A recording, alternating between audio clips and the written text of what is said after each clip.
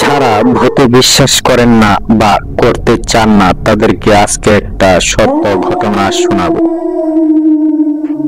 ঘটনাটা আষাঢ় মাসের শ্মশান ঘাট নিয়ে। আমি সব সময় ঢাকা থেকে রাত্রে বাড়িতে যাই, কারণ ছুটি পাই কম, আবার চিন্তা করি রাত্রে চলে গেলে পরদিন সকালে আসতে হবে। তাই ছাত্র অবস্থায়ও ক্লাস শেষ করে রওনা হয়ে যেতাম। এখন অফিস শেষ করে সোজা মহাখালী, তারপর ময়মনসিংহ টু হালুয়াঘাট, মোটামুটি 6 ঘন্টার পথ। একদিন অফিস শেষ করে বাড়ি যাওয়ার জন্য রওনা হলাম। আমাদের বাজারে যেতে যেতে প্রায় 12:30 বেজে গেল। বাজারে গিয়ে দেখি সব দোকানপাট বন্ধ। দেখি একটু দূরে আমার বন্ধু সুভাষ গাছের নিচে বসে আছে। সে আমার বাল্যবেলার বন্ধু। আমাকে দেখেই বলল, আমরা তো প্রতিদিনই রাত্রে কদমতলী আড্ডা মারি, তুই খেয়ে একটু তাড়াতাড়ি চলে আসিস। আমার বাসা এই বাজারেই। যাই হোক, বাসায় গিয়ে আম্মুর সাথে কথা বলতে বলতে খাওয়া শেষ করলাম। রাত প্রায় 2টার মতন। বাজারে গিয়ে দেখি সুভাষ নেই। আমি ভাবলাম সবাই হয়তো ওই জায়গায় চলে গেছে।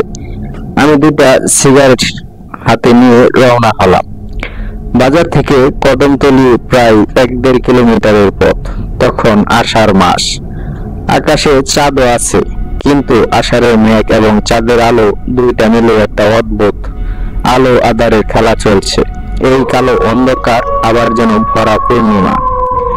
যাই হোক, একটা সিগারেট ধরিয়ে রাস্তা হাঁটছি। কিছুটা ভয়ও লাগছে। এমন রাত্রে একা একা হাঁটলে ভূত প্রেতের কথা একটু বেশি মনে হয়। আমার বাম দিকে ঘন জঙ্গল, সেখানে ঝিঝি পোকার শব্দে একটা অদ্ভুত সুর সৃষ্টি হচ্ছে। সেই সুর শুনে ভয়টা আরো বেড়ে গেল। মাঝে মাঝে গভীর জঙ্গল থেকে 2-1টি কাক বড্ড বেসুরো কণ্ঠে কা খা করছে। মনে হচ্ছে মাংস খেকো রাক্ষস যেন কলিজাটা ছিঁড়ে নিয়ে যাবে। যাই হোক, আমি হাঁটতে হাঁটতে কদমতলীর কাছাকাছি যে জায়গায় শ্মশান ঘাটটা, ঠিক সেই জায়গায় চলে আসলাম। এইখান থেকে আমাদের যে জায়গায় বসে আড্ডা দেওয়ার কথা, সেই জায়গাটা স্পষ্ট দেখা যায়। আমি কাউকেই দেখতে পেলাম না। আর একটু কাছে গিয়ে ভালো করে দেখি ওইখানে কেউ নেই। মনের ভেতর ভয়টা আরো বেশি বাড়তে লাগলো। এই কারণে গভীর জঙ্গলের পাশ দিয়ে পেছনে যেতে ইচ্ছে করছে না, কারণ এই জায়গার বাম দিকে কংস নদী আর ডান দিকে খোলা মাঠ। যাই হোক, এই জায়গাটাই আবার সেই গুটগুটে অন্ধকারটা নেই। আমি সোজা কদমতলী গিয়ে একটা সিগারেট ধরিয়ে ভয়ে নদীর ঢেউ দেখছি। ভয়টা কাটানোর জন্য একটু জোর করেই যেন অন্যমনস্ক হয়ে যেতে চাইলাম। নদীর পাশে বসে থাকা অবস্থায় মাঝে মাঝে দেখলাম কয়েকটা কলা গাছ নদী দিয়ে ভেসে যাচ্ছে। দূর থেকে দেখে মনে হচ্ছে কোনো লাশ ভেসে যাচ্ছে। হঠাৎ একটি কান্নার শব্দ শুনতে পেলাম। আমার ভয় আরো বেড়ে গেল।